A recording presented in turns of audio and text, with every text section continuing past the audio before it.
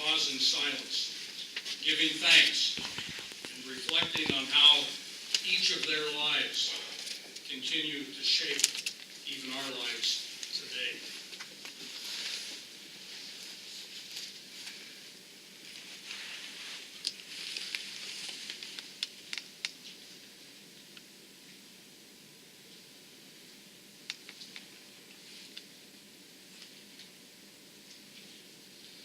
Let me introduce Councilman Reagan Dunn.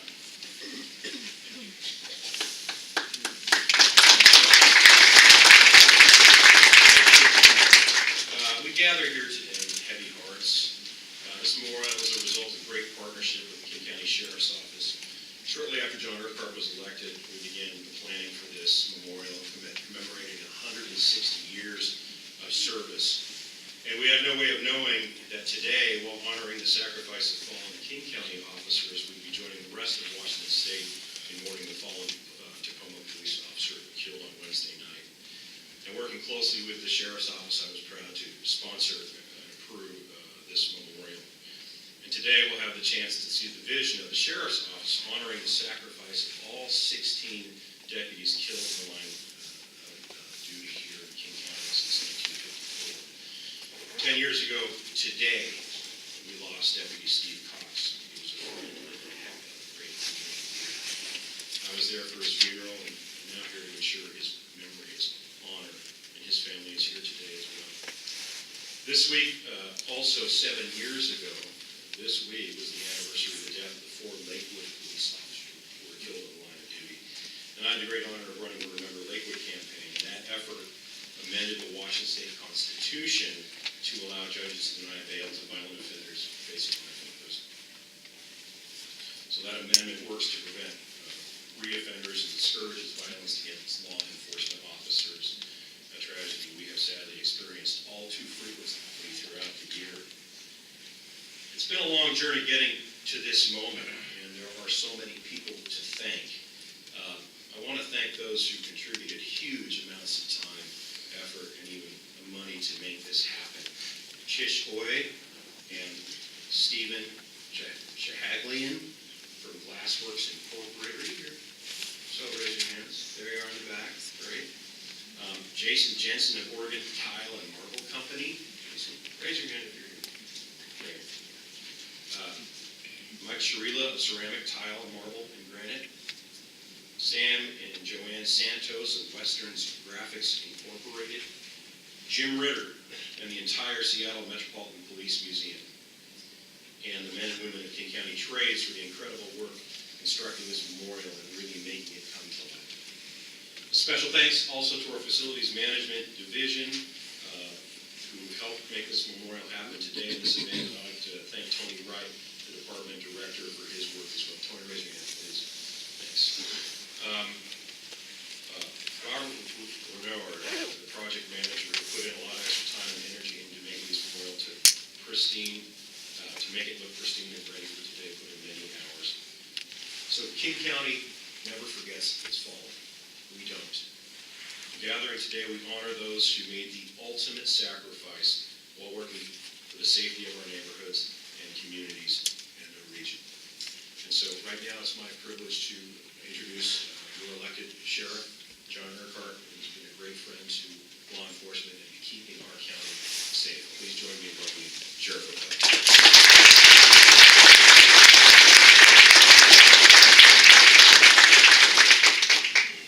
Thank you, Reagan. And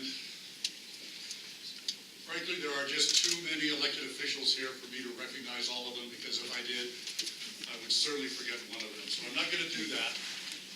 But thank you for being here.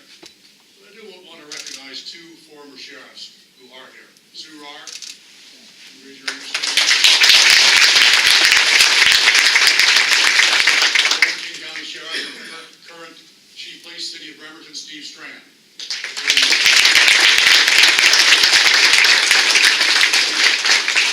Thank you.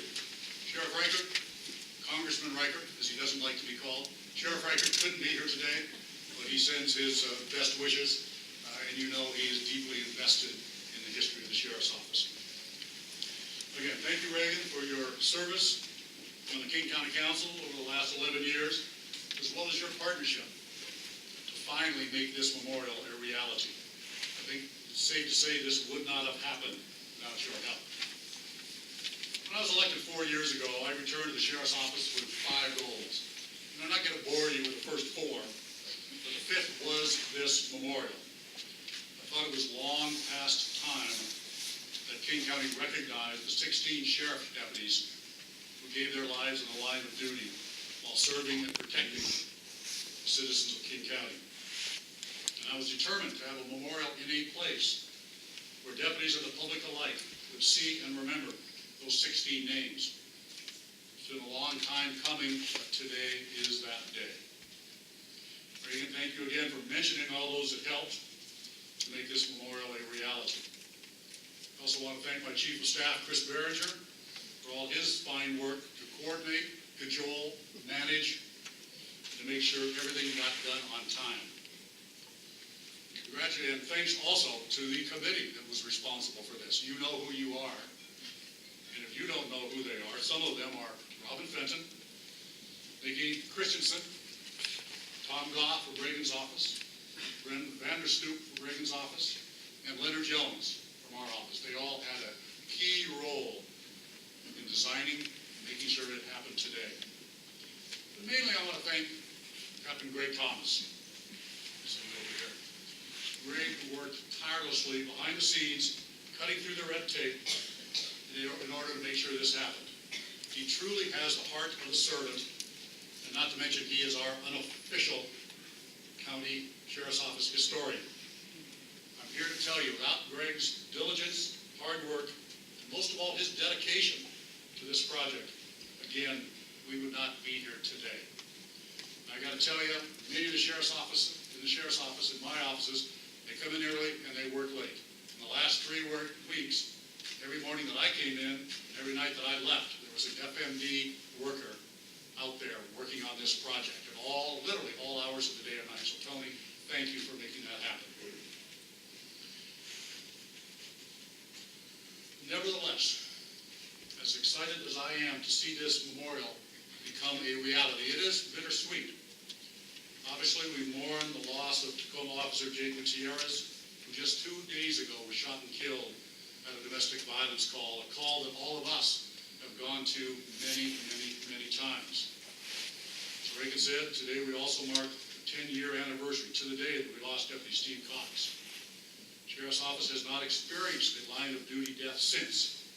While in and of itself, that's a blessing, it does nothing to dampen the ache that remains for all those who loved him and every other deputy, the love that we had from every other deputy whose name was on that wall. And finally, because this is 2016, so far this year, nationwide, 134 police officers and sheriff's deputies, men and women, have died or been killed on the job. Of those, 63 of those were killed as a result of gunfire, a 64% increase over 2015, and we've still got a month left in this year. In several of those cases, officers were targeted solely for the fact that they put on a uniform, a badge, and a gun just to protect their community each and every day. 14 of the 16 names on our memorial died as a result of homicidal behavior. That's 88%. 2 died as a result of motorcycle accidents. And 2 were killed with their own weapon, hopefully putting to rest the myth that an unarmed suspect is inherently not dangerous. As I read these 16 names and their circumstances, if we have family members here today, please raise your hands. We'd like to acknowledge the fact that you're here so we know who you are. The first was Deputy Wesley Cherry, who was killed in 1853. Deputy Cherry was fatally shot while searching for murder suspects on Whidbey Island. And yes, in those days, Whidbey Island was part of King County. His was the first line of death in the new Washington Territory, and it was his first day of service to the King County Sheriff's Office. Sheriff Louis Wyckoff the only sheriff of King County to lose his life in the line of duty. Sheriff Wyckoff suffered a fatal heart attack in 1882 after he and his deputies were overpowered by a mob who then seized 3 men who had been in their custody. The mob lynched the 3 about 100 yards from where we are today, right now, what's now called City Park. Sheriff Wyckoff served as the elected sheriff of King County for 19 years. Deputy George Poor, killed in 1891. Deputy Poor was mistakenly shot and killed by a federal customs inspector.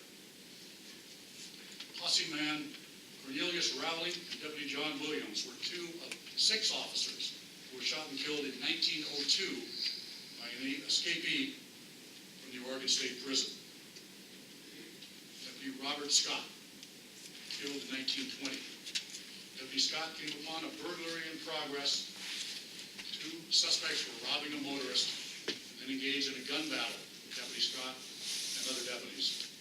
Deputy Scott was shot and killed. Deputy Steve Watson, killed in 1934. Deputy Watson was on duty during the labor unrest along the Seattle waterfront.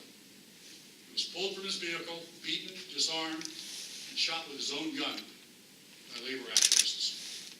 His murder remains unsolved to this day. Deputy Thomas Meehan, killed in 1935. Deputy Meehan was found by a farmer dead outside his patrol vehicle on Old Valley Road, about half a mile north of Kent. He had confronted a chicken thief and then was shot and killed after being struck on the head with a blunt object. Deputy Norman Silkworth, killed in 1952. Deputy Silkworth responded to the Inglewood Golf and Country Club in Kenmore. It had just been robbed. As he arrived, an employee mistook him for one of the robbers and shot him 3 times. Deputy Donald Armeni, killed in 1954. Deputy Armeni was shot and killed by a suspect he was taking into custody on a warrant. Sergeant Sam Hicks, killed in 1982. Sergeant Hicks was working on a murder investigation when he encountered a suspect who ambushed him with a high-powered rifle. As Sergeant Hicks returned fire, he was struck in the chest and fatally wounded. Detective Michael Rayburn, killed in 1984. Detective Rayburn was assigned to the civil unit and was fatally stabbed with a sword while doing an eviction. Deputy Richard Cochran II. Deputy Cochran was killed in an on-duty motorcycle accident. He was struck from behind by a transit bus and then pushed into the back of another vehicle during rush hour. Deputy Mark Brown died in 1999. Deputy Brown was involved in a motorcycle traffic accident while responding to a silent bank holdup alarm. 2 days later, he succumbed to his injuries. Deputy Richard Herzog, killed in 2002. Deputy Herzog encountered a naked, unarmed man in the city of Newcastle. This man overpowered Deputy Herzog, disarmed him, and then shot and killed him with his own service weapon. The man was taken into custody alive and is serving a life sentence. Finally, Deputy Steve Cox, killed in 2006. Deputy Cox was interviewing a man who, unbeknownst to him, was involved in a homicide earlier in the evening. That man pulled out a handgun and shot and killed Deputy Cox. Other deputies on scene engaged the man in the gun battle before the man turned the weapon on himself and committed suicide. For all of us, please remember this quote from the Fallen Officer Memorial in Washington, D.C. It's not how these officers died that made them heroes. It's how they lived.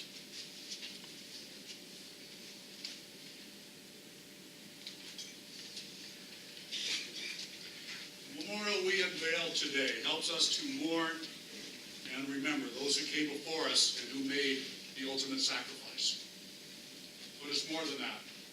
It sends a clear message that we will continue to honor and celebrate the lives of all who willingly and voluntarily make up the thin blue line. This memorial proclaims that when one of our own is taken, though it tests us, ultimately it strengthens our resolve to continue our mission.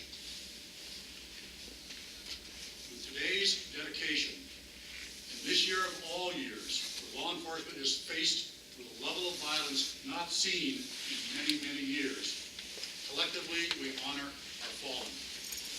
We honor them by remembering, we honor them by mourning, and we honor them by continuing to serve.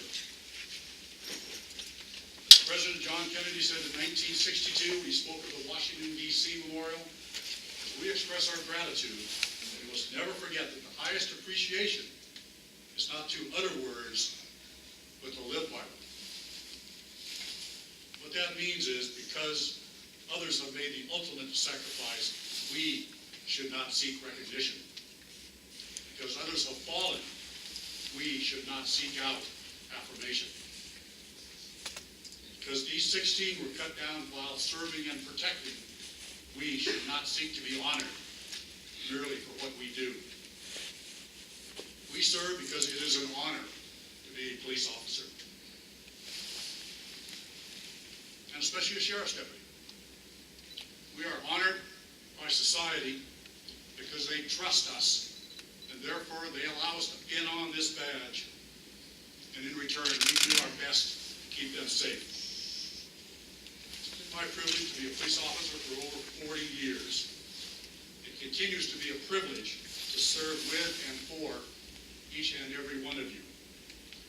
And when the unthinkable happens again, because someday it will, we will never forget, both collectively and individually, our fallen are forever remembered.